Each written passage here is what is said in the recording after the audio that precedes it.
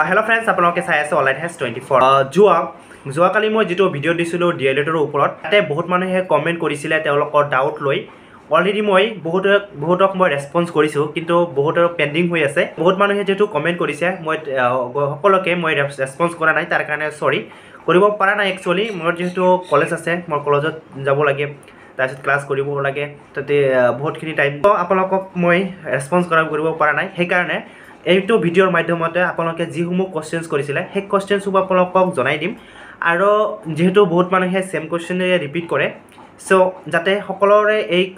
কোৱেশ্চনছসমূহ এনসাৰসমূহ পাই যাতে উপকৃত হয় সেই কাৰণে এইটো ভিডিও বনাই আছো সো বলক আমি ভিডিওটো আৰম্ভ কৰো তাৰ বাবে যদি মোৰ চেনেলটো তেলকে সাবস্ক্ৰাইব কৰা নাই তেনেহলে প্লিজ চেনেলটো সাবস্ক্ৰাইব কৰি ৰাখিব এনেকা ধৰণৰ ইনফৰমেটিভ ভিডিও পোৱাৰ বাবে প্ৰথম কোৱেশ্চনটো মই এটা লৈছো প্ৰথম যেটো কোৱেশ্চন কৰিছে দাদা মই সিট পাম নে বাৰু এইচএছত আছে 83% চাও মই এই যেটো আপোনালোকৰ এডমিশনৰ কথা যে মই কৈছো এইটো আপোনালোকৰ পি এটা টেষ্ট হ'ব ঠিক আছে আপোনালোকে D.El.Ed এডমিশন লোৱাৰ কাৰণে প্ৰথমে আপোনালোকে টেষ্ট দিব লাগিব যেহেতু এটো গভৰ্নমেন্টৰ হয় এটো বহুতে হুদি আছিল এটো প্ৰাইভেট নে গভৰ্নমেন্ট এটো টোটালি গভৰ্নমেন্টৰ হয় সো এতে আপোনালোকে যদি 90% পায় বা আপুনি 100% পায় তথাপি আপুনি হেতু গ্যাৰান্টি দিব নোৱাৰিব যে আপুনি সিট পাব যেহেতু এটা প্ৰি এটা টেষ্ট হ'ব হে টেষ্ট আপোনালোকে টেষ্টত পাস কৰাৰ পিছত এটা পাস কেনেকৈ কৰিব তাতেও কিন্তু আপোনালোকৰ মেৰিট লিষ্ট লাব এতিয়া তাতে যদি আপুনি 83 পায় তেনেহলে আপোনাৰ শিওৰ আপুনি সিট পাবই ওকে তো তাতে মেৰিট লিষ্ট লাব আপুনি হে পৰীক্ষাটো আপোনালোকে ভালকে দিব লাগিব সো যদি হেতু ভাল হয় তেতিয়া আপুনি তাতে সিট পাব ঠিক আছে তো পার্সেন্টেজটো কথা নাই অৰ্থাৎ আপোনালোকে তাতে এপ্লাই কৰাৰ কাৰণে 50% লাগিব মিনিমাম আৰু যদি আপুনি এসসি হয় বা যেটো ৰিজাৰ্ভেশন আছে ক্যাটেগৰি আছে তাতে যদি পৰে তেনে ক্ষেত্ৰত আপুনি 45% হলে আপুনি এপ্লাই কৰিব পাৰিব বাট যিসমূহ জেনাৰেল আছে বা যিসমূহ ৰিজাৰ্ভেশনৰ ক্যাটেগৰিত নপৰে বা তেওঁলোকৰ কিন্তু 50% লাগিব ওকে সো এটো ক্লিয়াৰ হৈ গল নেক্সট কোৱেশ্চন সুধিছে এসসি কাষ্টৰ বাবে পেমেন্ট 600 কৰিব লাগিব নেকি পেমেন্টৰ ক্ষেত্ৰত কোনো ধৰণৰ ৰিলেক্সেশন দিয়া নাই ওকে সো পেমেন্ট সকলোৰে সমান পেমেন্ট কৰিব লাগিব 600 रुपीस সকলোৱে পেমেন্ট কৰিব লাগিব কোৱেশ্চনটো বহুত দীঘল আছে সো আপোনালোকে মনতে চাব এতে কৈছে দাদা মোৰ এইচএছত 49.6% আছিল পিছত মই এছএছ এক্সাম দিয়াৰ পিছত 54% হল এতিয়া মই কেনেকৈ মই কোন ইয়াৰত পাস কৰিছিলো বুলি দিম আৰু মোৰ নিচিনা বহুত আছে এনেকুৱা সো আপুনি বস্তুটো অলপ বুজাই দিলে আমাৰ বহুত হেল্প হ'ব সো এই কোৱেশ্চনটো হৈছে বহুত ইম্পৰ্টেন্ট কোৱেশ্চন হয় তেও এইচএছত 49.6% পাইছিলে বাট তেও এছএছ দিয়াৰ পিছত তেও 54% পাইছে ওকে সো এতিয়া তেও এটা কোৱেশ্চন সুধিছে যে তেও এতিয়া মাৰ্কশিটখন কোনটো দিব ওকে সো তেও মাৰ্কশিটখন ইয়াৰটো কোনটো দিব এতিয়া ইয়াৰটো তেও যদি এছএছ এক্সাম দিয়াৰ পিছত যেটো মাৰ্কশিট লাভ কৰিছে হে মাৰ্কশিটখনত যেটো ইয়াৰ লিখা আছে হেতু ইয়াৰ দিব লাগিব ওকে হেতু তোমাৰটো ইনভ্যালিড হৈ যাব এটা তোমাৰ আগৰ যেটো মাৰ্কশিট আছিল যেটো 49.6% পোৱা যেটো তোমাৰ মাৰ্কশিট আছিল হেতু কিন্তু ইনভ্যালিড হৈ যাব আৰু তুমি এছএছ দিয়াৰ যেটো মাৰ্কশিট পাইছা হেতু তোমাৰ ভ্যালিড হ'ব আৰু সেই মাৰ্কশিটখন যেতিয়া তুমি পাইছা সেই ইয়াৰটো তুমি দিব লাগিব ওকে নেক্সট যেটো কোৱেশ্চন আছে next question most important question এটা সুধিছে দাদা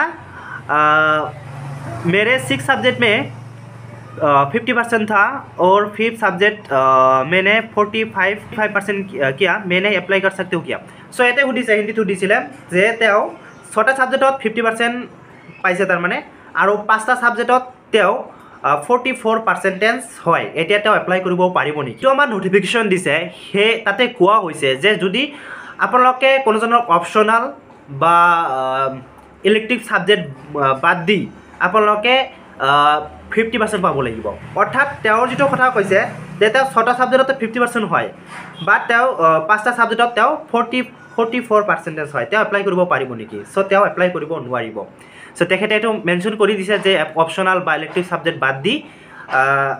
যিমানটো হয় সেই হিচাপে তেওঁলোকে ক্যালকুলেট কৰিব গৈছে ওকে যে তেও এপ্লাই কৰিব নোৱাৰিব নেক্সট কোৱেশ্চন আৰু এটা কথা কোৱেশ্চন সুধিছে এইটো কোৱেশ্চন বহুতে সুধিছিলে যে দাদা ৰেগুলাৰ নে ডিসটেন্স হ'ব এইটো এই যেটো আমাৰ D.El.Ed কোৰ্স হয় হে D.El.Ed কোৰ্সটো আপোনালোকৰ ৰেগুলাৰ নে ডিসটেন্স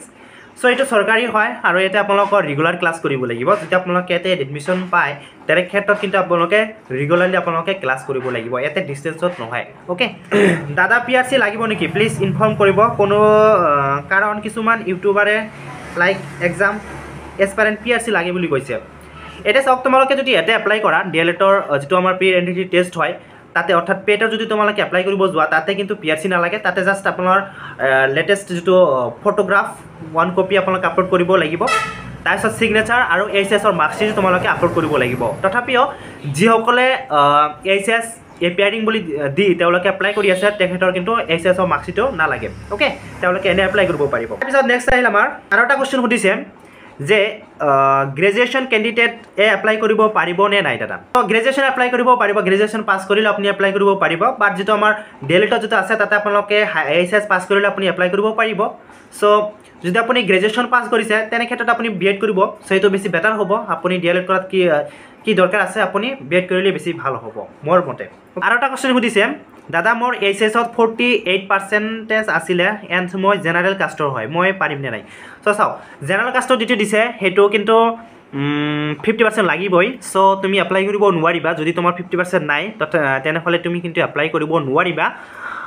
48% আছিলে তুমি এপ্লাই কৰিব নোৱাৰিবা ওকে তুমি SOS দি তুমি হেতু 50% বনাই লোৱা এটো বেছি বেটাৰ হ'ব আৰু এজন সুধিছে মোৰ 63% OBC পাৰিম নে দাদা সো মইতো কৈছে যে মিনিমাম পাৰ্সেন্টেজ আপোনালোকে 50% লাগে এতিয়া 60% তুমি তো পাৰিবাই এপ্লাই কৰিব পাৰিবা সো আৰু এজন সুধিছে EWS এপ্লিকেবল হ'ব নে নাই EWS এপ্লিকেবল নহয় তো এটোৱে বেছিবা কোৱেশ্চন এটোৱে আছিল যে তেওঁলোকৰ পাৰ্সেন্টেজটো লৈ তেওঁলোকৰ বহুতখিনি কনফিউজন আছিল যে তেওঁলোকৰ 50% নাই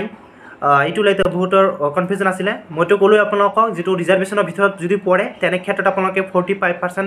হলে হৈ যাব সো ৰিজাৰ্ভেশনৰ কথা যদি কওঁ যদি আপুনি SC